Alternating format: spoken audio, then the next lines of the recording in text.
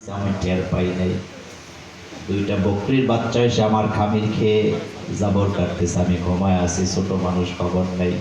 রহমাতুল্লিল আলামিন রাষ্ট্রীয় কাজ সেরে আমার ঘরে ঢুকলেন। ঢুকেই দেখতে পেলেন আমি ঘুমায় আছি।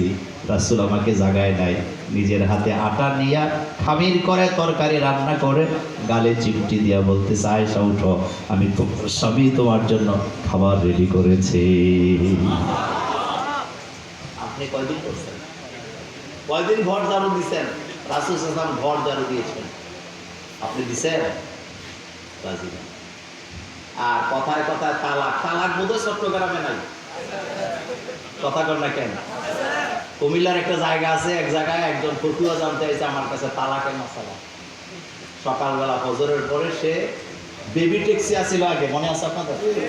বেবি ট্যাক্সি চালায়, সিএনজি না, বেবি ট্যাক্সি। তালাকের মাসালা জিজ্ঞেস করতে আছে, যে তালাক দিছে সে বলতেছে, হুজুর আমি সারাদিন ট্যাক্সি চালাইছি, রান্না হয় নাই, ঘরে আয়া ঝামেলা, মাথা গরম হয়েছে, রাগের ঠেলাই দিছি। বউ বলতেছে, হুজুর ওর কথা শুনলেন না, আমার আগে শোনেন। আমি বললাম কি? কয় হুজুর তালাক তো দিছে সমস্যা নাই, কিন্তু তালাক তো আমাকে একা দেয় নাই। তালাক দেওয়ার সময় বলছে তোরে তালাক, তোর মায়ের তালাক, তোর নানিরও তালাক। এরকমের ঝগড়াটে পুরুষ আপনাদের এলাকায় নাই? আজকে যেহেতু সিরাত মাহফিল করতেছি, হাসির কথা বলবো না, আমি মূল কথাটা আসি। রাসূল করিম সাল্লাল্লাহু আলাইহি ওয়াসাল্লাম যিনি সারাদিন রাষ্ট্র চালাইছেন, তিনি ঘরে যায় দেখছে তার বিবি ঘুমায়। রাসূল সাল্লাল্লাহু আলাইহি ওয়াসাল্লাম বুঝছেন যে কাজগুলা, খামিরগুলা খাইছে কে? যখন আল্লাহ রাসূল ডাক দিলেন, ঘুম থেকে জাগ্রত হলেন, জড়ায়া ধরে বললেন, হুজুর আমাকে ক্ষমা করে দেন, আপনার অর্ডার আমি রাখতে পারি নাই। আল্লাহ নবী হাসি দিয়ে বললেন, আয়েশা এটা আমার দাম্পত্য জীবন, এখন আমি নবী হিসাবে তোমার সামনে দাঁড়াই নাই, ভুলে যেও না আমি তোমার স্বামী। ভালোবাসা কারে কর? রাসূল সাল্লাল্লাহু আলাইহি ওয়াসাল্লাম কি তার স্ত্রীরা কতটা ভালোবাসতেন?